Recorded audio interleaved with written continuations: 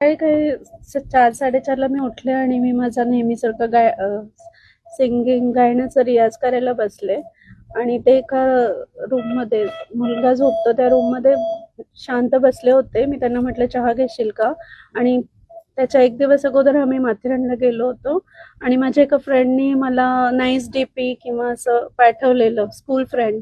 तर त्यांना त्या गोष्टीचा राग होता आणि आणि असे आधी पण बरेचदा असं झालंय की काही क्षुल्लक कारणावरून त्यांनी मला मारहाण केली. यावेळेस पण त्याने मला किचन मध्ये येऊन ते खलबत्ता जो असतो तो